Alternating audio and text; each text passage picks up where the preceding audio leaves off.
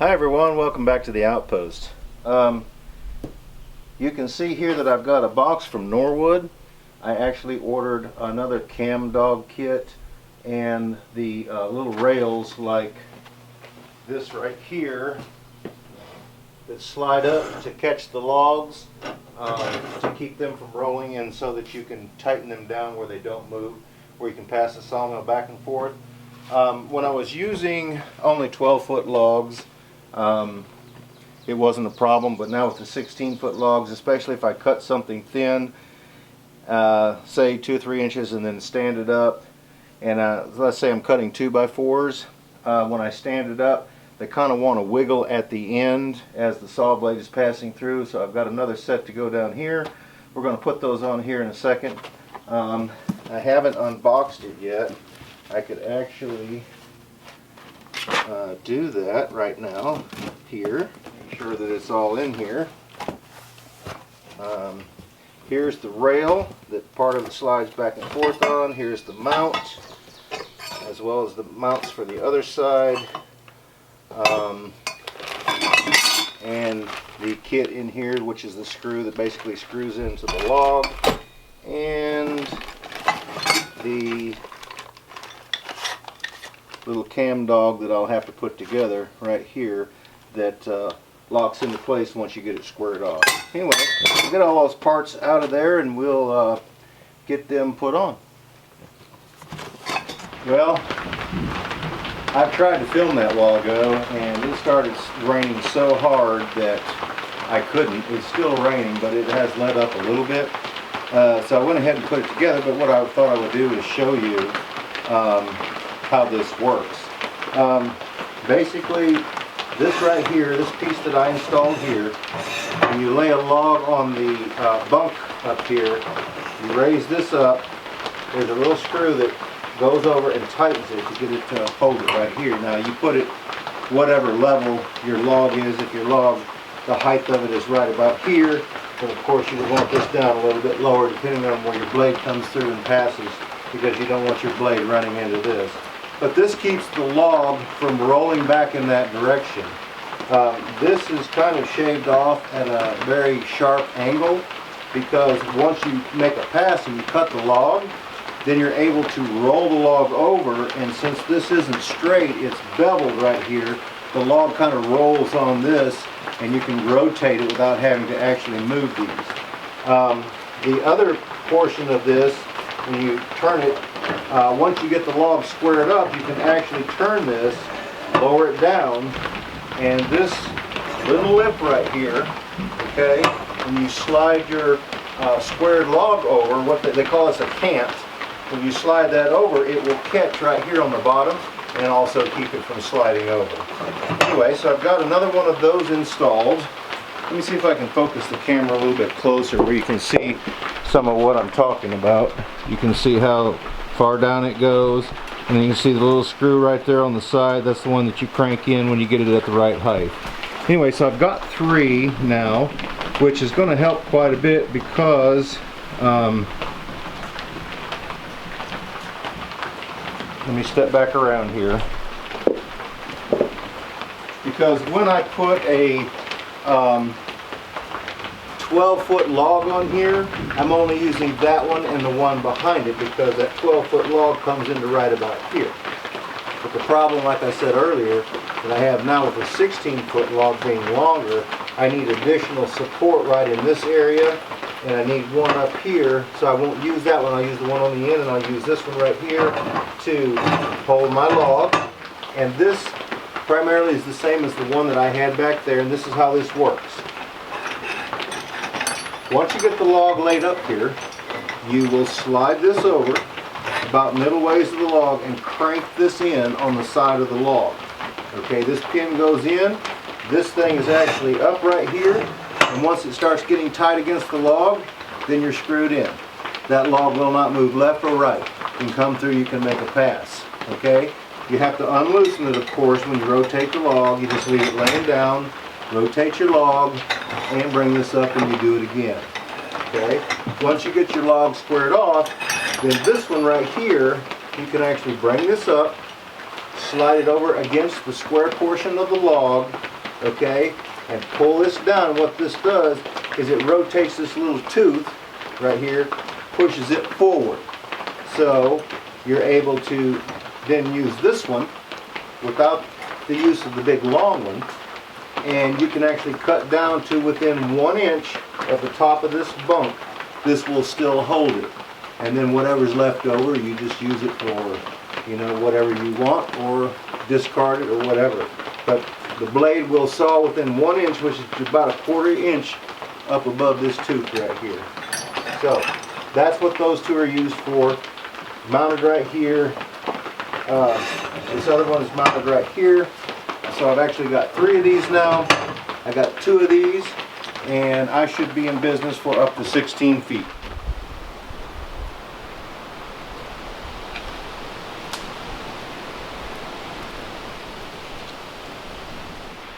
Hey guys, what I've decided to do, since it's raining and I can't do a whole lot here except work on those logs that I've already got squared off. But before I get started, what I thought I would do is, I had promised in another video to show you how I made this type of a mallet. As you can see right here, I had made this out of dogwood, and like I had said before, I found it a lot better to take 1 stick of wood and actually make whatever you're going to make as far as a hammer, a mallet, or anything of that nature, because when you do it out of 1 piece of wood, it's likely to split, as opposed to maybe going ahead and making something like this one right here. I had made this. This is a dogwood handle, and this is a piece of dogwood right here as well, but it was a little green. Even so, this one was green, but you can see that it didn't split very easily because I whittled it all out of 1 piece. Anyway, what had happened here, this split a little bit. Now it still works really good, but I'm afraid if I work on it and use it too hard, hit something with it too hard, it's going to go ahead and crack on through here. But anyway, so what I'm going to do is I'm going to show you how I, pardon me just a second, I'm going to show you, I mean, it's not a big secret or anything, but I just thought I would do one on camera on how I made this mallet right here. Anyway, I've got a piece of dogwood that you can see right here laying on these bunks. I'm kind of cramped for space in here. But what I'm going to do is I'm going to saw off a portion of this, and we're going to make another mallet. I'm going to take this saw, and first of all, I don't want a great big long huge mallet, so what I'm going to do is kind of saw off some of this end right here.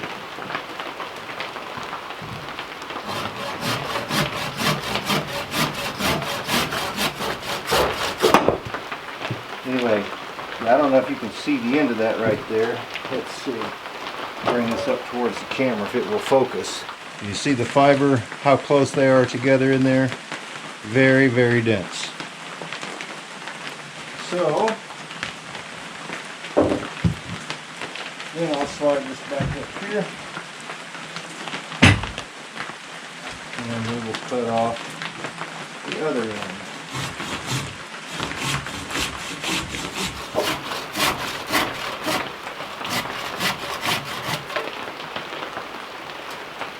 Okay, what I'm going to do is I'm going to kind of figure out how large I want the head on this thing, and let's make it into about thirds, if you can see right there. So what I'm going to do is I'm going to take my saw and I'm going to go around, if I can hold it, I'm going to go around the stick of wood about as deep as I think that I want my handle.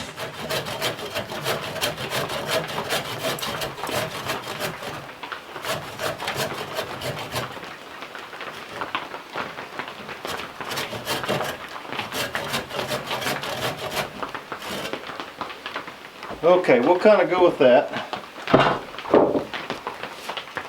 I want to do is come in here, go straight down.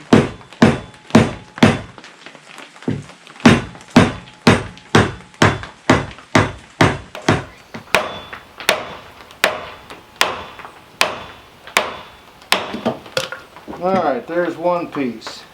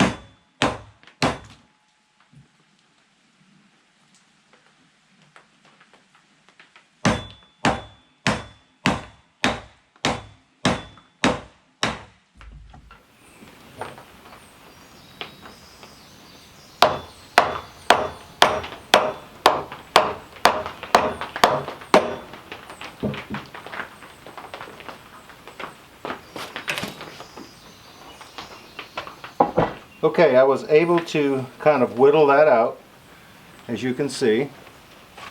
Bring it up here where I can show you a little bit better. I used my saw and I kind of cut down as far as down as I thought I would want my handle. Now what I'm going to do is just going to take my knife and kind of round off these edges. But anyway, you just round off these corners where they're kind of nice and smooth, and they don't irritate your hands.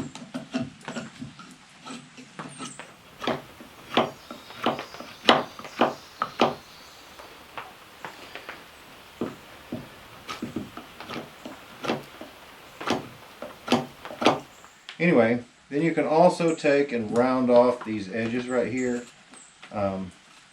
which I can do that kind of with a pocket knife just so that they're not square and sharp. I mean, you don't have to, but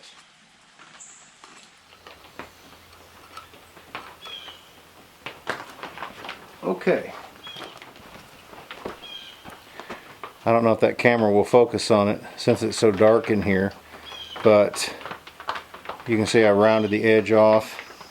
Kind of here's what the handle looks like.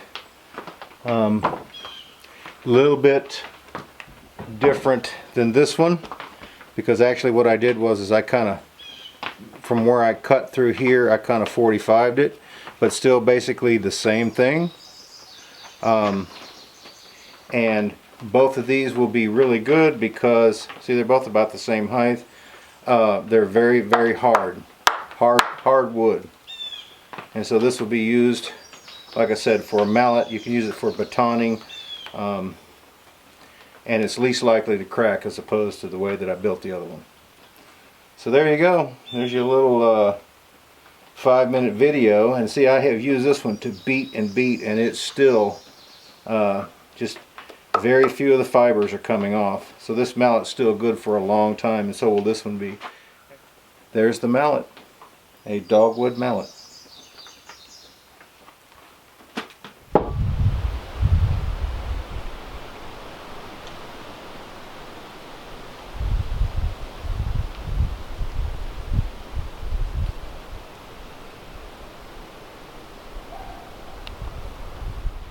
I also purchased a vise from Harbor Freight. I'm going to go ahead and see if I can focus in on it and let you see.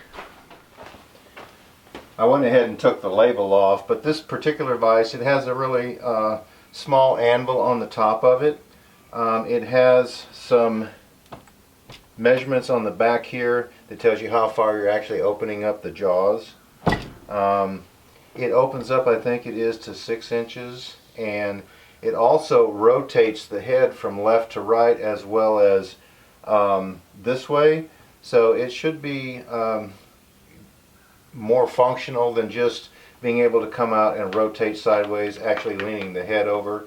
And like I say, primarily I don't do any metal work or anything, it's basically woodwork, so hopefully I'll be able to put things in here that I can take actually the draw knife and be able to use that to pull down handles and stuff that I might have to make for axes or hatchets or any other type of woodwork like that. Anyway, I'm going to go ahead and kind of get this situated and see if I can't drill some holes and get this mounted to the bench. I made myself a mark where this 2x4 is right here, back away from that, plus this little extra lip that I've got right here.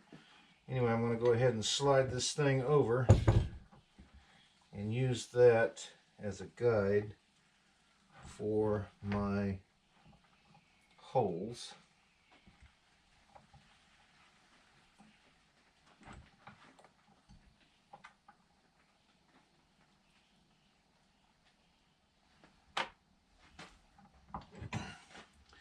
Move the vise.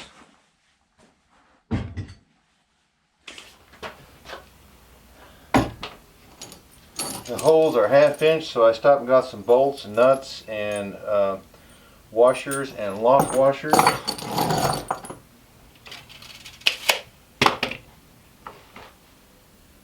Let's see, 1/2 inch.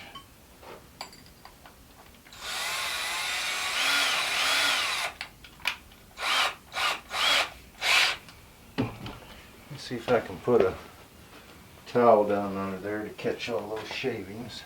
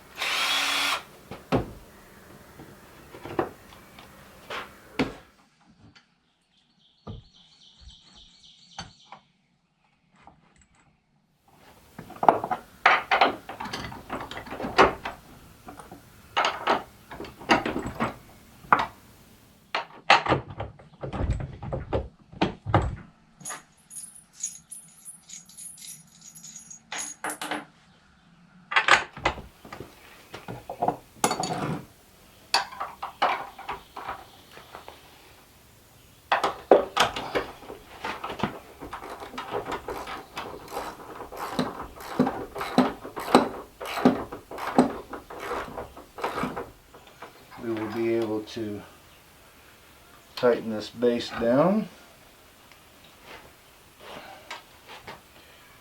Oh yeah, that's solid. See if we can put a little oil on this. Many tools. But yeah, this way I'll be able to loosen this up, rotate it. I'll be able to open it up, place the handle in. I need to get something to cover the jaws on this, because if not it will actually make marks on the wood. But I'll be able to, I think I opened it up too much, get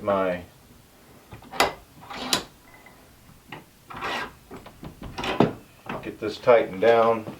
I'll be able to take the draw knife, I'll be able to pull it on, put it on here, and I'll actually be able to pull down a handle that will be able to fit this, because it's going to have to be a little bit larger at one end so that it slides through and catches. And then I'll be able to, when you're swinging it, it's throwing the head forward, so it's not going to come off. When I want to be able to take the head off, just tilt it up, beat the handle, and the head will fall off of it. So that will be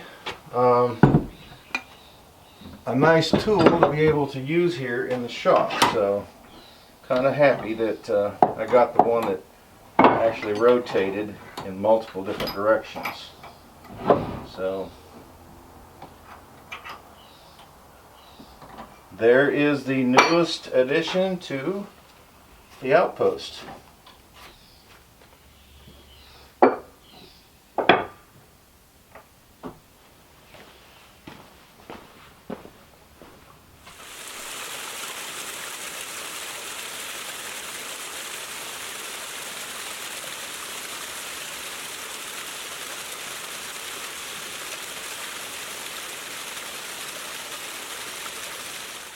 Figured I'd make myself a little bit of lunch. My daughter made me some chicken pot pie.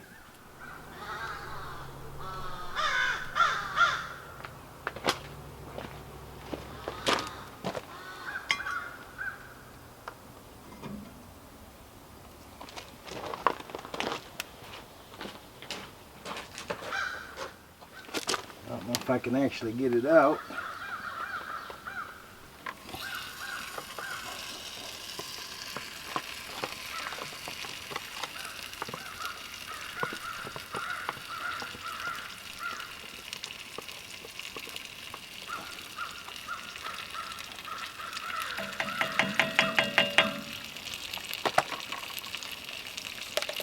Then I got some green beans. I'm going to go ahead and pour the juice off and pour those in there as well, because that ought to taste good.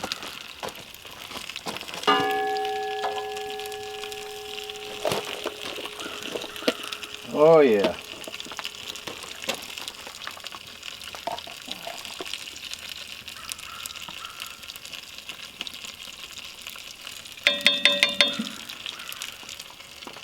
Sounds good and looks good.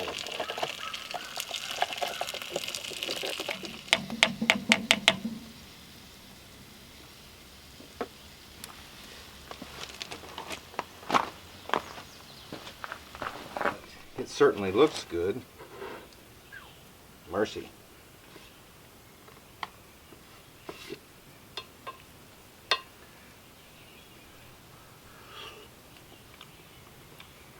Oh, on point. Oh, the chicken and the, I don't know what the, she got the carrots and potatoes, and added the green beans in there, and the bread and whatever else that she used to make it. Mmm. Oh boy, is that good. You know, this would make a great campfire recipe. I don't know how she did it. You know, I should probably see if I can talk her into coming up here and actually making it right here over the fire. If she can do that, I'm sure she can. But yeah, this would make a great meal. You know, maybe have a little bread that you can toast with it, and you got all the vegetables, you got the meat in here. Yeah, I mean, this is great. You know, maybe take a Dutch oven and make a little peach cobbler or something like that to go with it. Man, you'd be set. This is kind of like a 5-course meal all wrapped in one.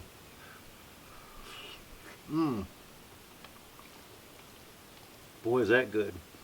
You know, I know that everybody likes to get a hold of a good recipe, and I mean, you may have your own recipe for chicken pot pie.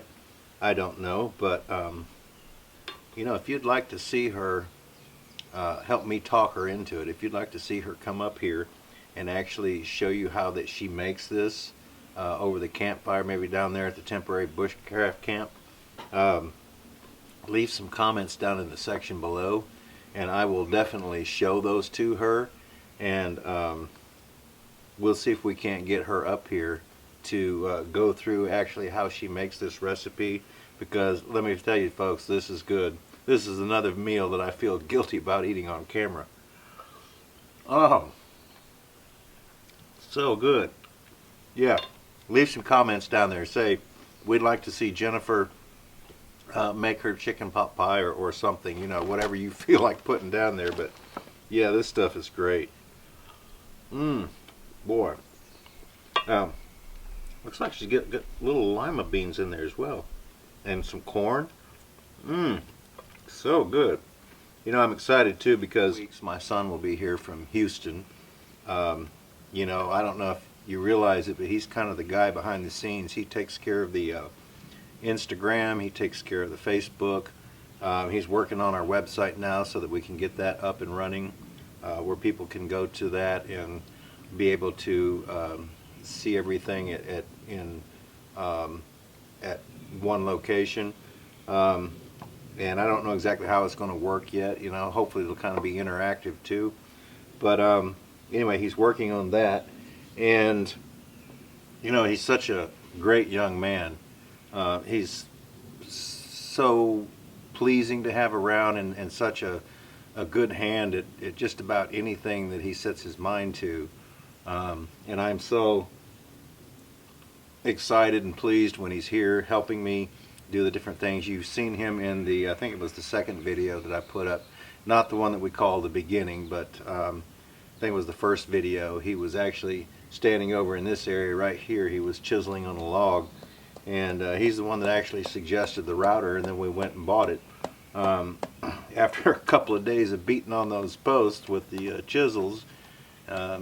Anyway, but yeah, he's very, very pleasing, and a great young man, really is, and very talented. And I'm so excited when he comes. I'm excited when my daughter comes up here to help me. She's come up here many times. You've seen her on another video, her and her husband helping me clear some brush down in that field there. And she's got a lot of talent too. She doesn't tell people, or she doesn't show it off a lot, but she's got a lot of talent. So yeah, leave some comments down there. Let's see if we can't get her up here and making us some chicken pot pie again over the campfire. You know, another thing, my son, every time that I film, I'm up here working and I film, I will splice the film together, and then I will call him and I will run through the video with him, and he makes suggestions on how to tweak it or do this or do that. He's always on to me about photographs as well, you know, for Instagram, Facebook, and stuff like that, and kind of coaches me on, you know, what to do, what kind of pictures, and how to do this and that. Of course, neither one of us are experts, but if it wasn't for him, what I'm doing wouldn't be nearly half as good, you know, and we're not saying that it's anywhere, you know, professional at all, but what we are doing, if it wasn't for him, we wouldn't even, and I know the smoke is probably going right at you. It's coming out that vent on the side. Yeah,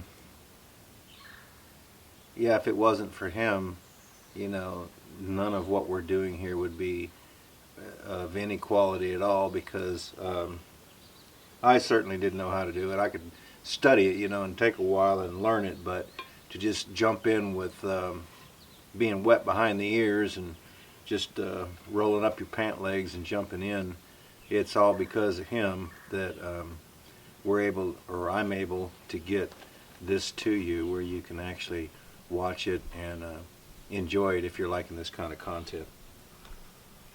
This is so good.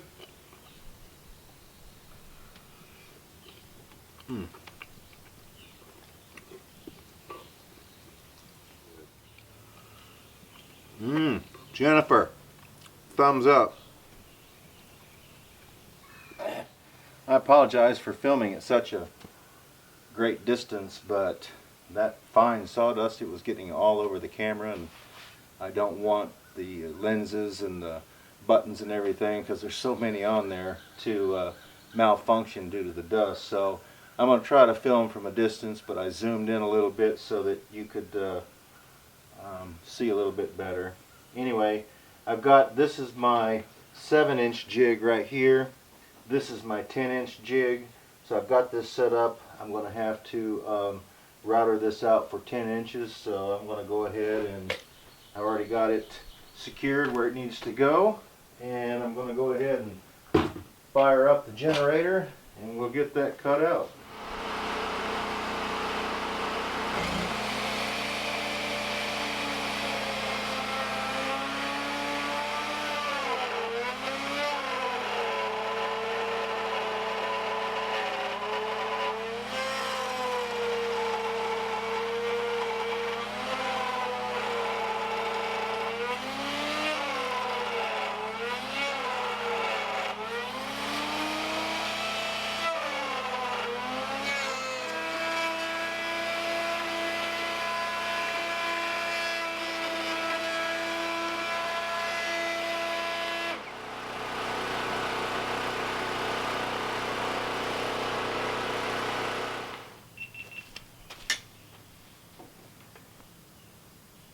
See, that's a really nice hole right there. All I've got to do is square off these edges.